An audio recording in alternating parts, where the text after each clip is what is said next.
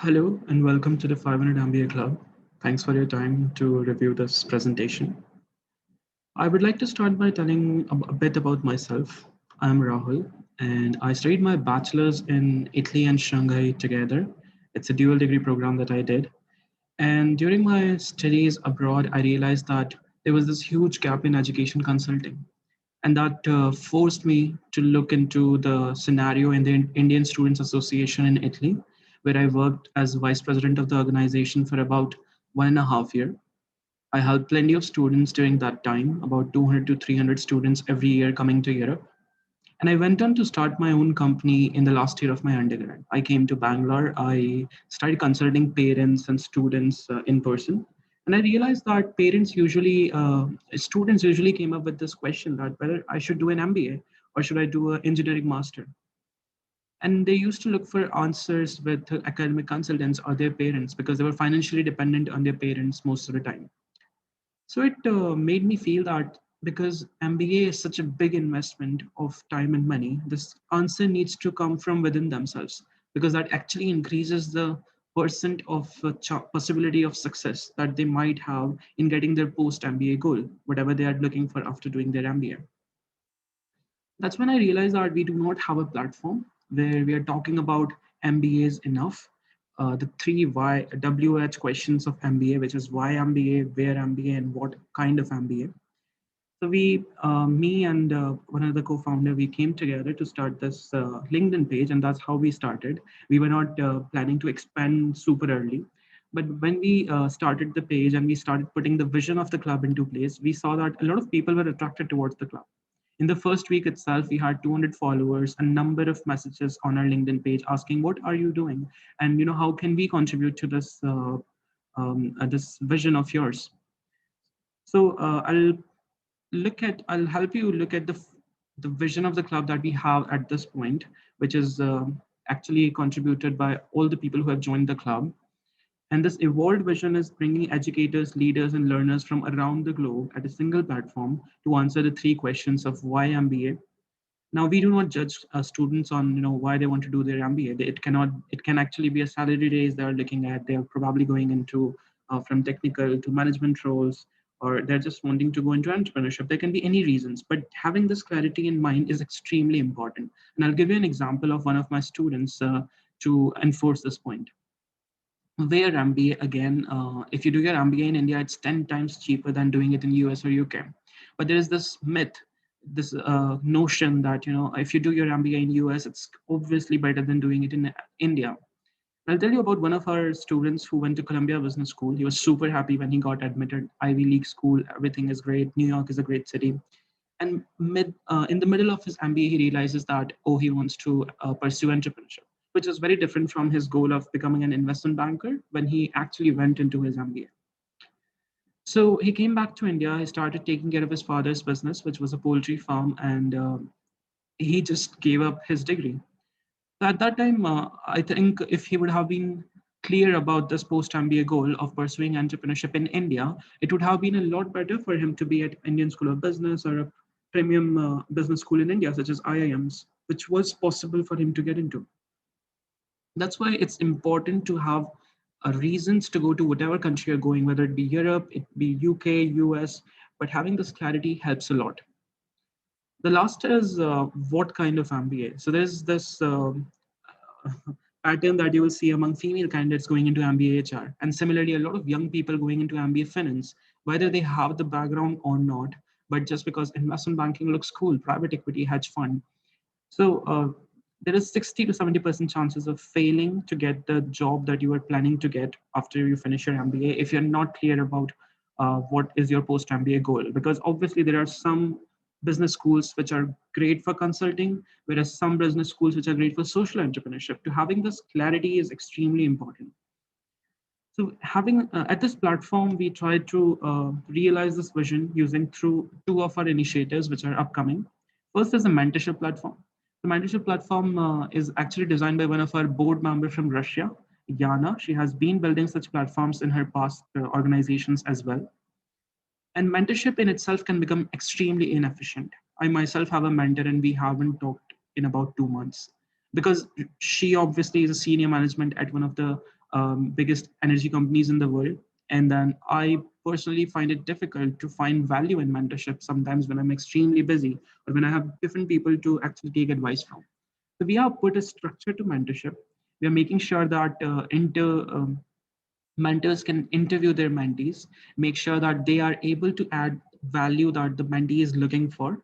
At the same time, we are putting a contract that they both of them will sign in order to respect integrity, respect each other's time. If they're not on time for the calls for, let's say, 3 times in a row, then the contract gets nullified. The mentorship platform is not like they lose the mentor that they had, or they lose the mentee as well. So they have to respect each other's time, whether it be the mentor or mentee.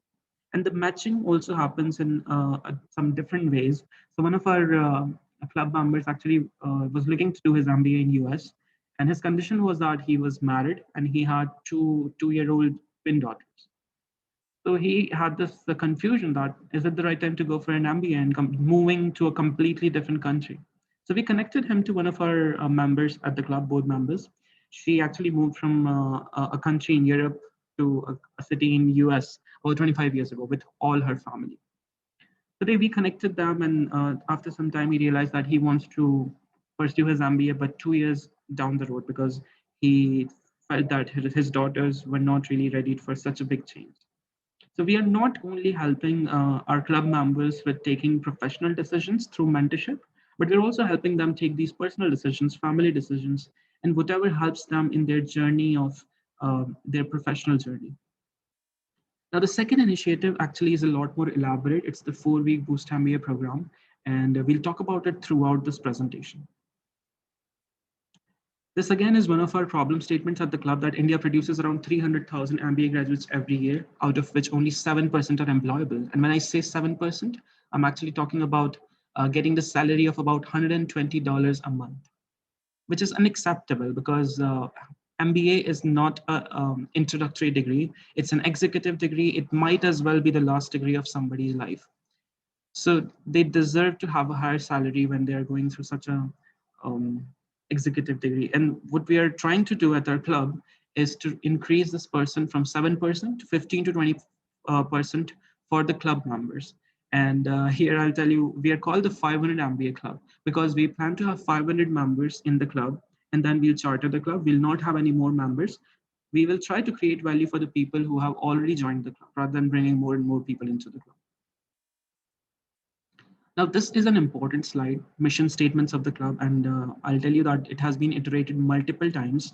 As new members, new board members joined the club, they had a different vision, they brought something new to the mission statements, and that's how we have framed this whole mission statement slide. So we'll take some time to go through it together so that you are able to find the points where you relate to the club on a personal level. Firstly, we're talking about enabling the youth to create significant social impact. Clearly, we understand that not all managers can go on to start their own nonprofit organizations. What we are talking about here is to cultivate the culture of creating changes in the lives of their customers in any small way possible. At the bare minimum, we are asking is to not exploit their customers, whether it be in terms of misleading advertisement or data breach. Managers do have this power to control the culture of an organization. And one of our inspiration to put this as a mission statement comes from the edtech domain in India, where there is the culture is extremely toxic. The managers give unachievable targets to their teams, and there is a lot of abuse going on in the industry.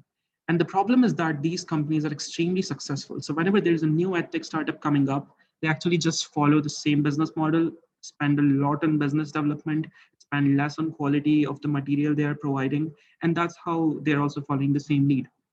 Now, the first 5 managers who were asked to do this probably had the power to say no, but obviously they didn't say no. They went and do whatever they were supposed to do, and that's how I think this whole thing went out of hand. So what we are trying to teach here is managers can disagree. Obviously, there is a way to disagreement where you are respecting your senior management, but you're also standing with the stance that you take. So that's something that we're looking at here, going from collectivism in MBA graduates to individualism, which might not be a big problem with US MBA graduates, but European and Indian graduates might want to learn this. So we are trying to understand the MBA graduates from an international view because MBA Club, the 500 MBA Club, is an international MBA club. Secondly, we are looking at empowering future generations to bring change. So there can't be more relevant time to talk about change than now when we're in the middle of a pandemic and managers are handling teams who are not working from their office desks but from their homes. And some of the companies are just struggling to survive. And I'm not only talking about small and medium sized enterprises, but also companies like Victoria's Secrets who went bankrupt during the pandemic. So obviously there are problems with the senior management in the companies as well because they're not adaptable and flexible because most of them are 40 plus and they might not be as flexible as they need to be in order to change with the times. Even if change is a whole curriculum that is being taught at executive program at Harvard Business School, it is not given so much significance in the normal MBA curriculum at other Ivy League schools or in the Indian business schools. That actually brings me to the third point, which is emphasizing on the present. We are specifically talking about the technical advancements that have taken place in the last 10 years. So today you cannot escape technology, whether you are in hospitality, banking, or consulting. There is no way you can escape technology. And I'll just give you an example here that when COVID was new, it was just a disease and not a pandemic. A lot of budget cuts in companies around the world came from their cybersecurity departments. And as soon when COVID escalated, the number of cyber attacks increased dramatically, whether it be because of loss of jobs or loss of income for a lot of people around the world. So this contradictory decision taken by managers was due to their lack of awareness of topics like cybersecurity, data science, data analytics. So even if cybersecurity is actually uh, one of the many electives which are offered at Harvard Business School, it says that 95% students do not take technical electives because they do not come to an MBA with the hope of learning how to code in Python. They come to learn people's skills, people's management. And that's why they miss this part of an MBA management, which is actually extremely new, but people need to be adapted as soon as possible. To make sure that we fill this gap, we have a course called Data Analytics for Managers being taught by Farouk. Farouk is our board member from US. He's an MIT graduate and he has worked as a chief data analytics officer of companies like Toyota and Gartner. So what he's especially doing is trying to teach data analytics in the lingo of managers, not using the technical jargons which they do not understand and are not interested in, but using case studies, how companies actually understood the potential of machine learning and artificial intelligence and data science and made sure that they integrate these cutting edge technologies in their functions. Also, we are not planning to make the managers the best programmers or coders in their organization, but we are trying to empower them to lead the teams of these data scientists and computer scientists wherever needed. Lastly, we're talking about the definition of leadership, which is changing, which is always changing. So if I would have asked you, who do you think runs the world? You might have said it should be the president of my country or prime minister of your country or the prime minister of countries like US, China, Russia. But today, if you look at your day, and I'm talking to all of you, also look at your families, everybody in your family, we spend around 12 to 15 hours in front of our computer screen. We're using social media, we're using Google Meet. So there is a lot of power that is vested with these tech giants in terms of how we decide, how we choose, how we vote. And people who run these tech giants are the leaders of today. If you look at the set of skills that leaders of today possess, they're very different from the leaders of yesterday, like Abraham Lincoln or Obama possessed. So, what we are trying to do at the club is to bring this new definition of leadership, making this leadership course more wholesome by providing a course on modern leadership and diversity and inclusion, which is being taught by 4 of our board members who are together creating this course. One of the board members is Dr. Vivian from US. She works with 20,000 women in US and specifically focuses on women leadership, where women are at positions of authority in organizations, but find it difficult to lead the organizations because men do not tend to listen to women leaders. So she makes sure that women leaders are doing as good as the male leaders in the organization. Secondly, we have Rohit from India. He has served in Indian Army for about 15 to 20 years, and right now works with startups in helping formulate their strategies. He's also a diplomat, so he brings the military aspect of leadership into the course. Thirdly, we have David Cousins, who is the Vice President of Citizens Bank, and he has worked in intercultural teams throughout his life. So today the definition of leadership is not only working with people from your culture, but with people from around the world, every corner of the world. He brings that perspective into this course. And lastly, we have Sanjay from one of the biggest IT consulting firms, Cognizant in India. He brings his experience of working in consulting and the leadership that comes in those fields in IT sector to the course. So we are trying to create this course very wholesome, and this is something that we keep it as one of our mission statements. So whatever that we do at the club, you will have a look at it in a few minutes. You will see that we are aligning with one or more of the mission statements that we just talked about. And if you want, you can actually take a pause and try to reflect that what are some of the causes that you relate with the most, because that will help you understand how do you want to contribute to the club, why do you actually want to join the club. Now, this is the governing body of the club. At the top, we have board members. Board members are founders, industry leaders, senior management at companies who come with about 20 to 25 plus years of work experience in a single domain, because we want them to have expertise in order to create courses. In case they're creating courses, we want them to bring their own case studies into the club so that they don't have to go around and find more case studies from outside their experience.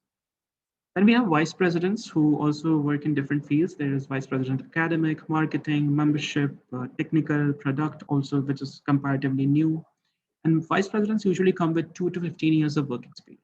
Now, vice presidents work closely with the board members. And in a few moments, I'll show you how different board members contribute to the club. But in case there is a vice president of academic, he's going to help either the head of academics at the club, or he or she will work with one of our course instructors in helping them build the curriculum. Then we have executive committee members, which are less qualified than vice presidents, people who have less than 2 years of experience, or MBA students, engineering graduates, people who just want to contribute to some of the courses. So vice presidents are provided with these teams that they can leverage in order to get the work done. And lastly, we have club members. They're at the bottom of the pyramid because they don't have a lot of power and responsibility in the club, but they are at the center of the club in terms of how much they benefit out of the club in whatever way board members, vice president, executive committee contribute to it. Now, these are some of our first board members. In no way we are saying that these are the most interesting board members that we have. But just to give you an idea how different board members contribute and hold different positions at the club, this is a diverse set.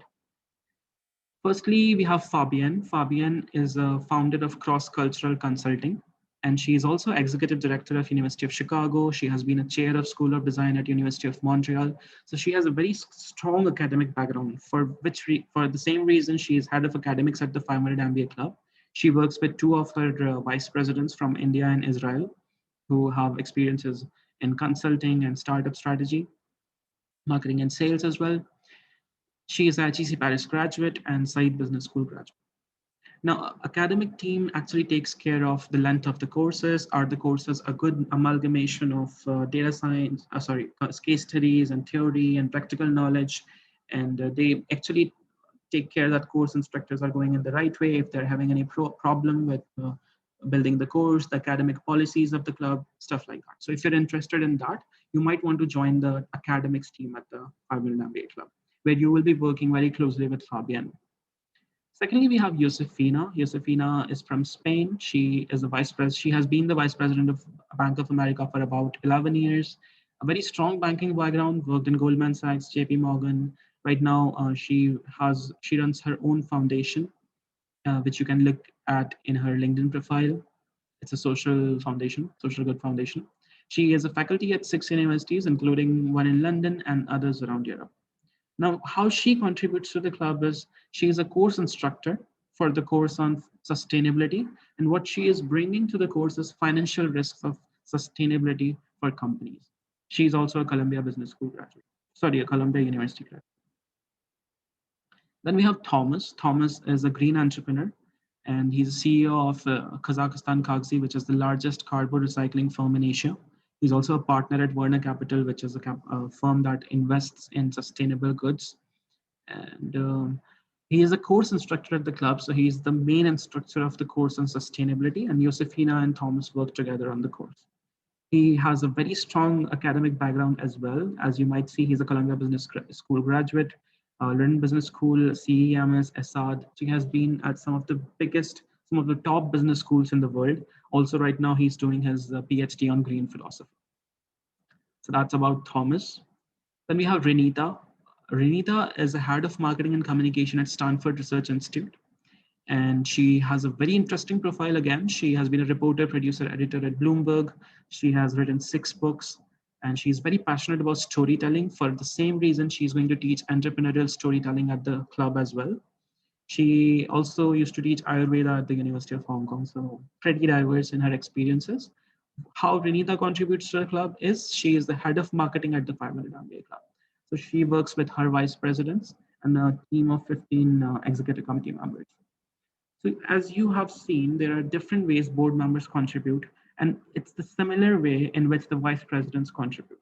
All of these people, Renita has her 2 vice presidents, Fabienne has her 2 vice presidents, Thomas has her 3 vice presidents working on the course on sustainability.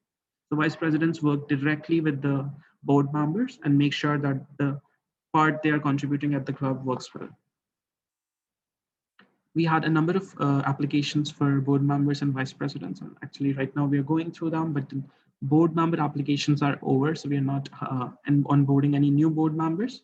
But well, for vice presidents, we are recruiting very actively. This again is it's a categorization of the committees that we have at the club. Academics, if you join a course, uh, if you join a course instructor, let's say, you will be working in graphic design, curriculum building, content creation, and research. If you join the marketing team with Renita, you will be working on digital marketing, website maintenance, LinkedIn updates, reaching out to publishers. We are in talks with Outlook right now to get some space in the magazine to talk about the club. So you might want to leverage all the connections that the board members and advisory board members, vice presidents bring with them, and look out for opportunities that can be great for the club. Membership, strategy formulation, membership targets, spreading a word on social media, onboarding. We are planning to have 500 club members at the club, so onboarding is actually a big task that needs to be done. You might want to automate it. You might want to bring something new to the membership team. We have a great membership team of 3 right now, people with extremely great experience in hospitality, consulting, and marketing. If you want to join us in the membership team, you're most welcome as well. Technical, obviously, we're looking at developing a website right now, data analytics, advanced Excel, and DBMS in order to understand what can be the right audience for the club. And we do have a lot of data which might need to be cleaned and assembled at the right place. This again is something that you might want to look at yourself. Vice presidents can be vice president academic, membership, technical, product. Now, target audience at the club is actually it's a very diverse set of audience that we're looking at. It can be MBA students, it can be professionals with 2 to 10 years of work experience, because some people with 25 years of work experience has told us that they want to take course on sustainability because it is usually not taught at any MBAs unless you take a specific MBA in sustainability and development. MBA students, people who are looking to go into plus placements in the next year or next to next year. So we are trying to give them courses which will help them become more ready for placements. Then we have MBA aspirants, people who are planning to do their MBA in next 3, 4, 5 years. Try to understand, if this is the right thing to do for them also or not, whether they really need an MBA, and then why, where, and what kind of MBA should they go for. In this case, actually, they can join the mentorship platform. They can contact somebody like Thomas. And Thomas has studied at London Business School, for example. So if one of my dream schools is LBS, I might want to ask Thomas, what is the culture of the school? Like, do you think it is going to be the right one for me? Or if I have any specific questions, like what are the communities that you were part of during the school? And how do you feel me fitting into the culture of the community? Culture of the school, business school, because that's extremely important. There's so many choices right now. And if you're a great candidate, you might be looking at all the top schools, and that is the only way you can decide between Harvard, Stanford, Wharton, LBS, INSEAD. There are plenty of choices, and this is the only way. Talking to the alumni of the schools, talking to business leaders. If you are going into consulting, you might want to talk to a consultant. We have people who have worked at the top consulting firms in India and abroad as our VPs, as our board members. So these are the benefits that you can take from the club as MBA aspirants and students. Entrepreneurs obviously are one of the target audience at the club because we are also teaching courses on entrepreneurial storytelling, growth strategy, branding. So they obviously add value to your entrepreneurial journey. At the same time, we will try to teach entrepreneurship as a whole, but we're still looking for a course instructor for that. So this is a, if you relate to anybody of out of these four boxes, and if you see there is a value that we are creating for you, then please contact us. You can contact me directly, or you can contact anybody who works at the club, and we will get you on board. So this actually is the 4-week Boost MBA program that we are planning to launch very soon. What necessarily we are doing is we are filling the gaps which are left by traditional MBAs. We are no way trying to replace the Harvard full-time 2-year MBA. What we are doing is actually creating an additional creating additional content for the MBAs which are already in place to make them more wholesome.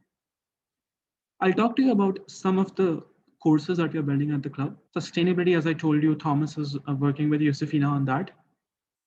He believes that most of the companies are going to look at sustainability in the next 20 years in a very different way, because today it might be a liability, but it's going to become an asset very soon.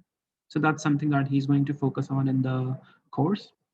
Second, we have relationship management and high net worth individual management by Arman. Arman is a businessman from Dubai, and very interesting story. Again, started his career as an investment banker, and soon enough realized that all the young investment bankers were focusing on broadening their portfolio, creating a more diverse. But he realized that that might not be the right way to go around it. So he started building very close relationships with some of his clients, and very intelligently chose some of the richest clients. And when he left the bank, they left with him. And that's when he started his own firm, which dealt in cryptocurrency 10 years ago. From there to today, where he works in hospitality and sells private jets and yachts to the richest individuals in the world.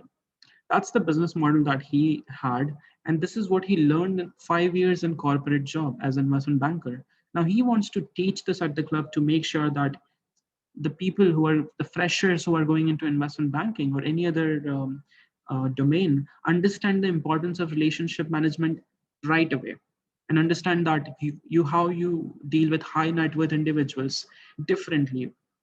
When you're dealing with them, whether it be an investment banking firm or you're working for a luxury consulting firm, anything. Third course is branding. Branding is being taught by Ilan, who is the professor of branding and consumer behavior at University of Chicago from last 21 years. And he also runs his own design firm called Ilan Jeva and Friends. He has written a book on branding, which is used in certain business schools. And he actually travels all around the world talking about branding. So he's definitely a branding expert, and that is what he's bringing to the club. Growth strategy is a course which is unconfirmed this year. So Dean was going to actually teach this course, but he has been busy with his curriculum at Oxford. He's going to teach at Oxford next year, so that probably keeps him busy this year. But he will definitely come back next year and teach this course. Then we have data analytics for managers being taught by Farouk, and we already talked about it. So we're trying to teach managers through case studies and different ways rather than using the technical jargons. Leadership and DNI is something we already talked about. Entrepreneurial storytelling also is being taught by Renita, who has a huge amount of experience working in marketing and communications in the last 25 years. So these are some of the courses in a bubble. In case you feel that, okay, I am somebody who really understands branding and I want to work with Elan, you might want to work as a VP academic, because VP academic, in one way, they can be a part of academics team where you help with the academic policies and you work with the academic team. But another way, VP academic also help course instructors. So if you are a VP academic for Elan, you're going to work with him on his course with content creation, research, understanding what can be brought to the course, how can you make it more interesting, graphic design, stuff like that.